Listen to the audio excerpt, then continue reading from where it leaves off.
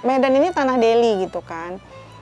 Kalau kita buka Kak di Google, makanan khas Medan itu yang terkenal, makanan terkenal di Medan itu bukan makanan dari asli tanah Deli gitu. Nanti coba dibuka aja gitu kan, nggak ada yang ini, bukan bubur pedas makanan yang terkenal. Jadi saya berpikir ini semacam tantangan sih sebagai orang Medan yang mungkin saya punya pengetahuan kuliner sedikit gitu. Ya saya mau gitu mengajak diri saya berkontribusi di sini gitu, sekalian melestarikan resep-resep warisan lah gitu. Kalau dulu cuma bisa kita temui makanan-makanan ini di pesta adat atau pesta pernikahan gitu. Ini kami bikin gitu tiap hari. Orang kalau mau makan kue rasidah bisa hari Senin, hari Selasa, nggak nunggu pesta adat, nggak nunggu nasi adap-adapan gitu.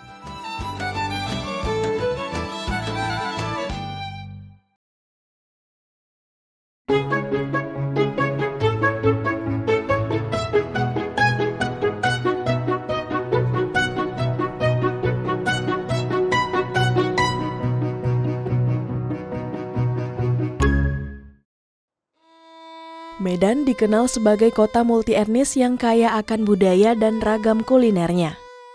Secara historis, Medan merupakan wilayah Kesultanan Deli, sebuah kesultanan Melayu yang didirikan pada tahun 1632 oleh Tuanku Panglima Gocah Pahlawan. Masjid Raya Al-Mahsun dan Istana Maimun adalah bukti sejarah kejayaan Kesultanan Deli di masa pemerintahan Sultan Ma'mun Al-Rashid Perkasa Alam, yang masih bisa kita lihat saat ini. Meski sejarah mencatat perkembangan Medan karena kejayaan perkebunan tembakau Delinya pada abad 19, Melayu yang merupakan suku asli di tanah Deli kini tak lagi mendominasi. Budaya Melayu luntur perlahan saat revolusi sosial pasca kemerdekaan. Prihatin akan tergerusnya budaya Melayu, Siska Hasibuan, mantan penari Melayu ini menghidupkan budaya Melayu di bidang kuliner, khususnya kepada generasi muda. Meski berdarah Mandailing dan bukan Melayu, sejak kecil ia dibesarkan oleh budaya Melayu hingga mendarah daging dalam dirinya. Setelah berhenti bekerja di dunia perbankan, Siska mendirikan usaha kue Melayu. Jadi Kak sebenarnya mulai usaha itu udah dari 2010, tapi dulu awalnya buat usaha handicraft. Kalau ditanya kenapa awal buka usaha, ceritanya panjang ya Kak. Sebenarnya gini, saya dulunya itu bekerja di bank.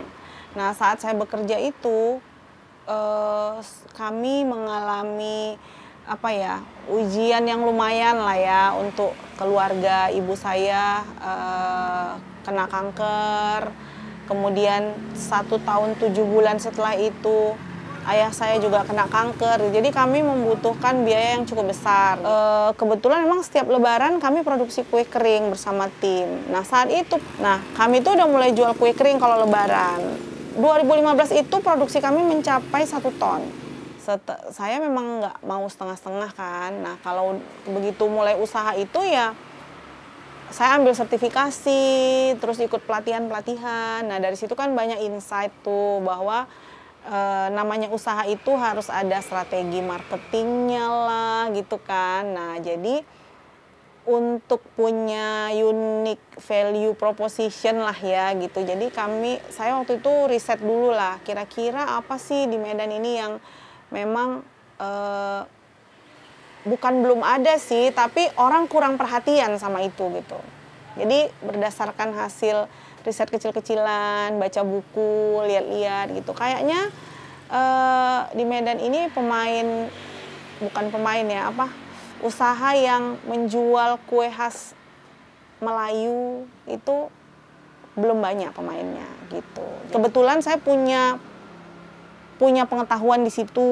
Dari kecil kami juga dibesarkan dengan budaya Melayu yang kental karena saya dari kecil itu ikut sanggar tari Melayu, pernah jadi Ratu Serampang 12 gitulah ya, namanya juga zaman dulu kan gitu-gitu mainnya anak-anak dan remaja gitu. Nah, jadi saya memang akrab dengan budaya Melayu dan menguasai kulinernya kayak gitu. Medan ini tanah Deli gitu kan.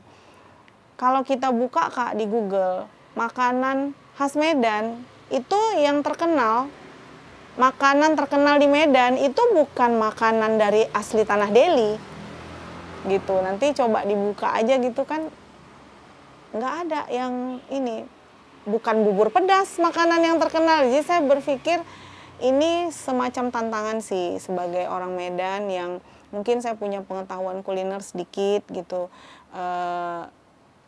Ya saya mau gitu mengajak diri saya berkontribusi di sini gitu, sekalian melestarikan resep-resep warisan lah gitu. Kalau dulu cuma bisa kita temui makanan-makanan ini di pesta adat atau pesta pernikahan gitu.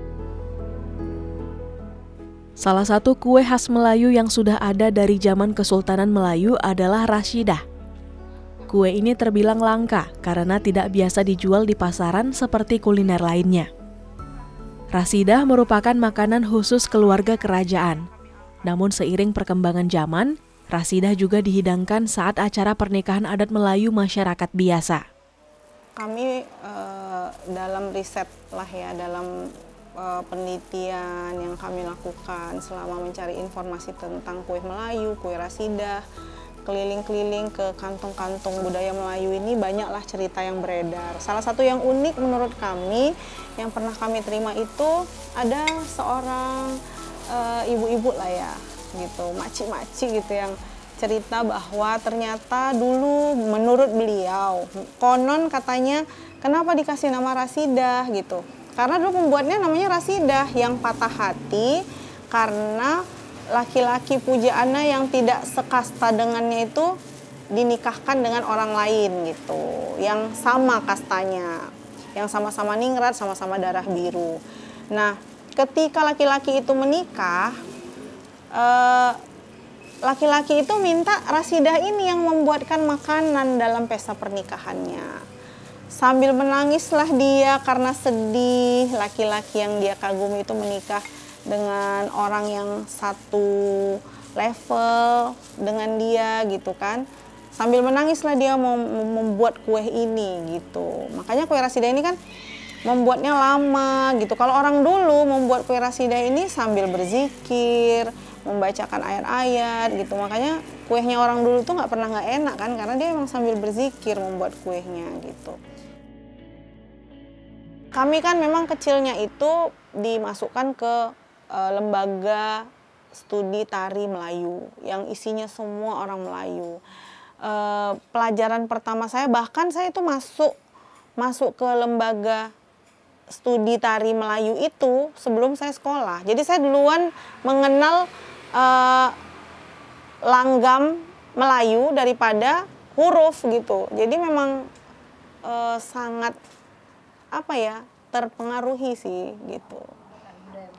Jadi identitasnya itu kabur ya, walaupun suku Mandailing sih, tapi memang kami dari kecil makannya kue rasyidah kayak gitu, roti jala, bubur pedas, yang gitu-gitulah. Ini kan tanah Deli, Medan ini. Memang benar di sini multi etnis. Judulnya aja udah tanah Deli. Mana orang-orang yang merasa aware makanan khas Deli gitu.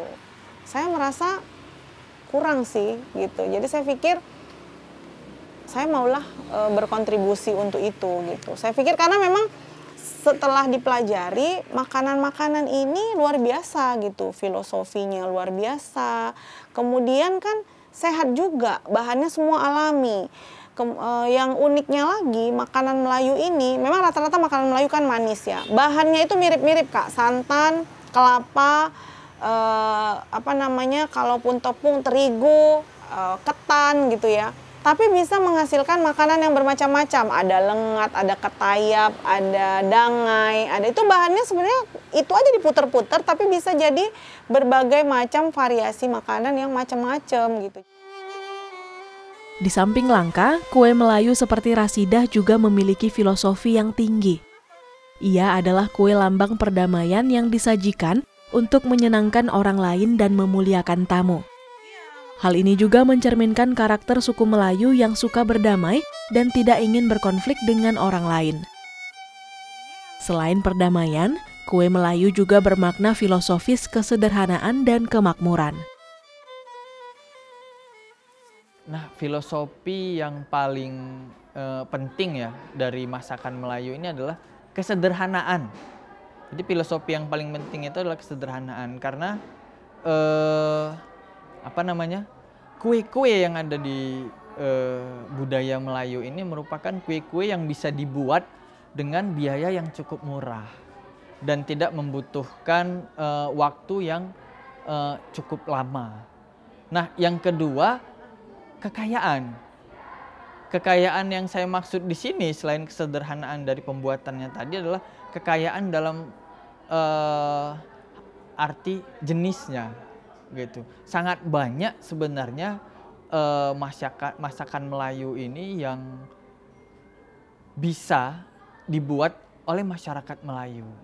Saya sendiri pernah menelitinya dan saya mendapatkan untuk di daerah Serdang Bedagai dan Langkat saja saya mendapatkan sekitar 38 makanan khas Melayu. Jadi 10 menu utama dan 28 kue.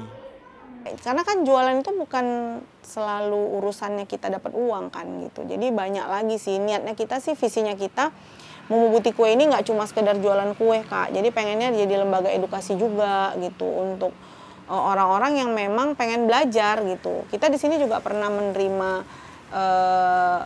lembaga peduli pendidikan anak untuk belajar membuat kue rasida gitu ya. Jadi kita pernah mengajarkan bikin kue khas Melayu untuk anak-anak berkebutuhan khusus gitu. Jadi kita nggak sekedar pengen punya kegiatan yang buka dapur, produksi, jualan, dapat duit, nggak pengen sekedar itu juga sih. Karena kan memang banyak lagi yang bisa kita lakuin gitu sih Kak. Sampai hari ini saya belum menemukan buku tentang apa ya yang memang menjadi referensi gitu. Satu-satunya buku yang saya punya itu adalah tulisan Tengku Lukman Sinar. Hari ini kami pun memang disupport penuh oleh Kesultanan Serdang. Jadi sedihnya itu karena gini Kak, kurang kebanggaan masyarakat Medan ini terhadap kue khas Deli gitu. Saya iri dengan, kalau ngomongin ini sedih sih sebenarnya. Saya iri dengan kehadiran makanan-makanan asing di Medan ini yang orang rame-rame loh pengen makan gitu.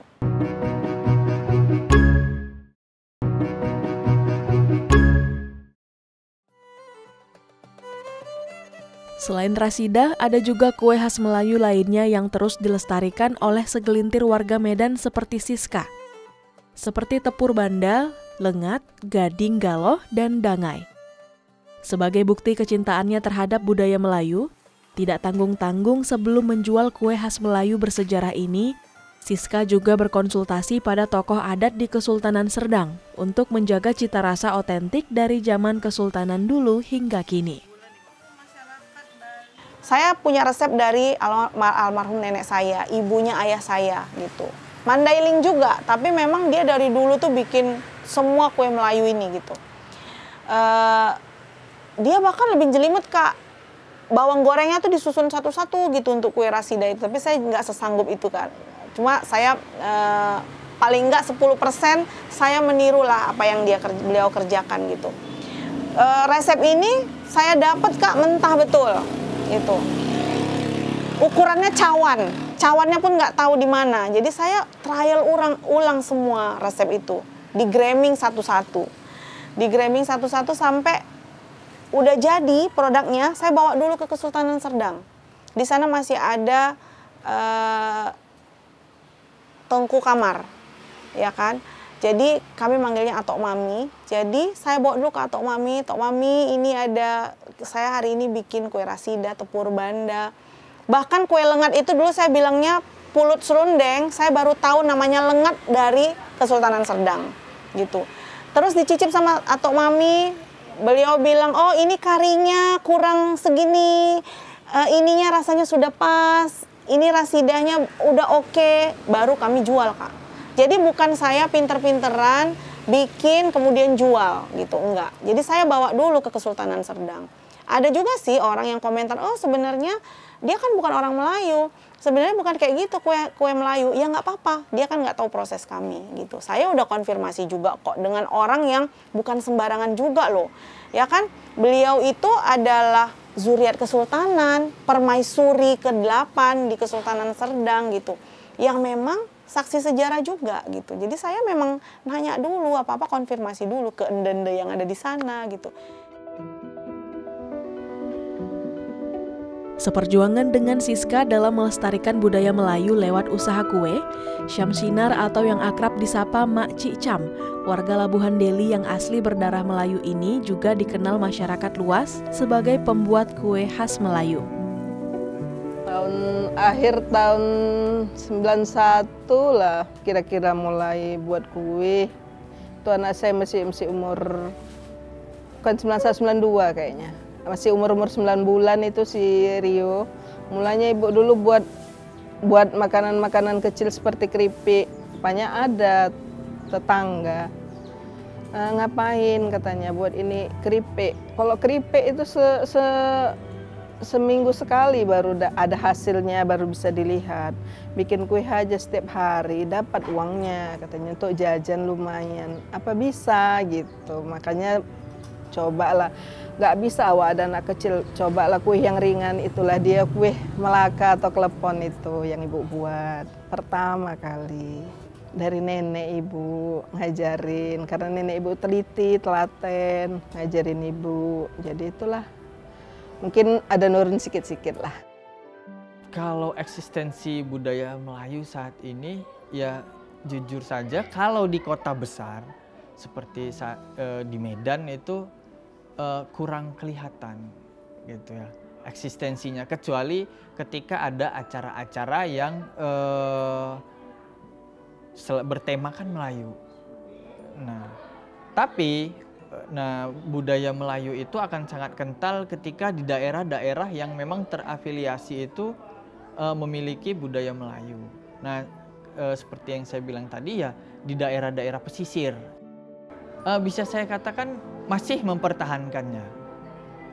Tapi ya itu tadi, tidak di pusat kota. Nah, masih mereka mempertahankannya itu di wilayah-wilayah yang masih orang-orang Melayunya itu banyak.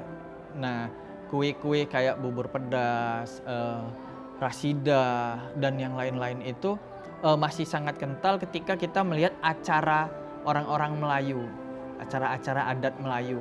Yang paling sering itu adalah adat pernikahan Melayu. Nah, misalnya di Serdang Bedagai, di Langkat, di Tanjung Pura, ketika mereka orang Melayu ini menikah, terutama sesama Melayu misalnya. Nah, akan tersaji puluhan jenis kue Melayu itu. Nah, jadi segala macam kue itu ada gitu. Anak ibu pun giat juga membantu ibu. Nah, jadi kita saling bahu-membahu kan. Dia ngerti. Jadi dah saling bahu-membahu sampai akhirnya anak ibu ini harus kuliah. Itulah tekad ibu. Walau bagaimanapun duit ibu cukup nggak cukup, harus kuliah. Gitu. Tekad ibu gitu aja. Kalau dalam setiap sholat atau apa ya, mudah-mudahan dikasih rezeki yang berkah. Bisa anak Mbak lanjut sekolahnya ya Allah. Gitu aja lah kan, sambil doa lah. Sebagai peneliti muda di bidang kebudayaan Melayu, saya sangat mengapresiasinya. Tidak banyak yang saya temukan di Medan ini bisa. Yang pertama bisa itu membuat kue-kue Melayu ya. Nah, kemudian menjualnya sebagai tambahan nilai ekonomi gitu. Jadi saya sangat mengapresiasinya, dan sepertinya ini juga perlu diapresiasi bukan hanya saya, tetapi kepada stakeholder yang berkepentingan, terutama di bidang ya pelestarian budaya tadi.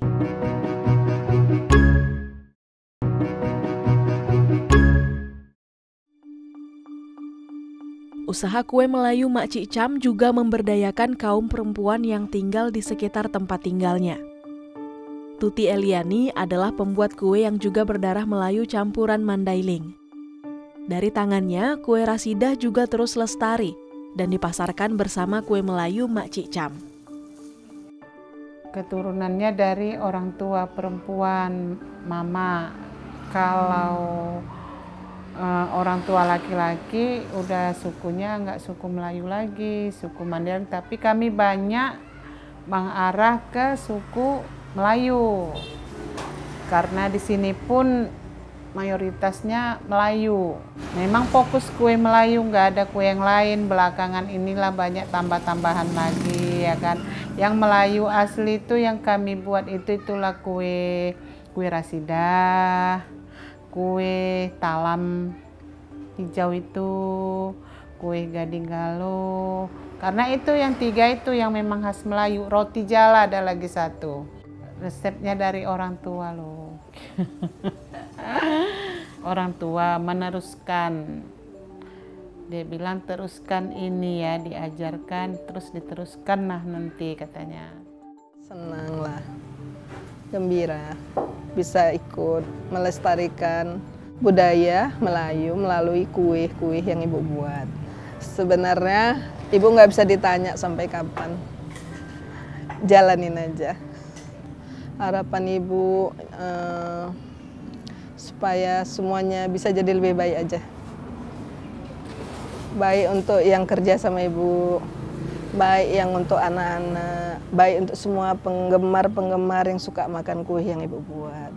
Dan yang satu kebanggaan kami juga, Kesultanan Serdang salah satu yang sampai hari ini, dari mulai acara kesultanan sampai acara keluarga, sampai acara arisan pun, alhamdulillah kami selalu diberikan amanah. Bikin kue rasidah kek, bikin kue lengat kek, apapun buat kami itu satu kebanggaan gitu. Kita kan butuh yang valid ya kan kalau mau ngomongin sesuatu gitu. Nah, karena saya juga ada kekhawatiran karena oh dia kan orang Mandailing gitu kan ya. Jadi saya nggak mau saya disclaimer sendiri, oh saya memang orang Mandailing loh, tapi ini resep sudah saya bawa dulu nih ke orang yang memang berkompeten untuk bicara soal ini, apakah ini benar atau enggak gitu. Saya nggak asal-asal kutip resep, kemudian dibikin ala saya, suka-suka saya gitu kan. Pesan saya itu pelajari dan dipraktikkan budaya-budaya yang ada, terutama ya budaya Melayu yang masih saat ini diketahui oleh para orang tua gitu. Dan mungkin menurut saya juga tidak hanya pada generasi mudanya, tapi juga kepada orang tua yang tidak pernah lelah untuk memberikan pelajaran tentang budaya Melayu. Ayolah kita sama-sama gitu, bahwa ini bukan kerjaan satu orang loh, ini kan warisan budaya sebenarnya. Memangnya Sumatera Utara ini nggak pengen ada makanan khasnya yang diinventarisir? Memang Medan ini nggak kepengen? Emang Medan ini nggak apa-apa kalau makanan-makanan khasnya punah? Saya nggak bisa membayangkan 30 tahun kemudian pesta adat Melayu, nasi hadap-hadapan, nggak ada lagi kue rasidah di situ, diganti sama spaghetti. Kok diganti sama generasi muda mau bilang apa? Takkan hilang Melayu di bumi, patah tumbuh hilang berganti. Kue khas Melayu sebagai bagian budaya akan terus terjaga di tangan-tangan pelestarinya, yang tak lelah mengenalkannya dari generasi ke generasi.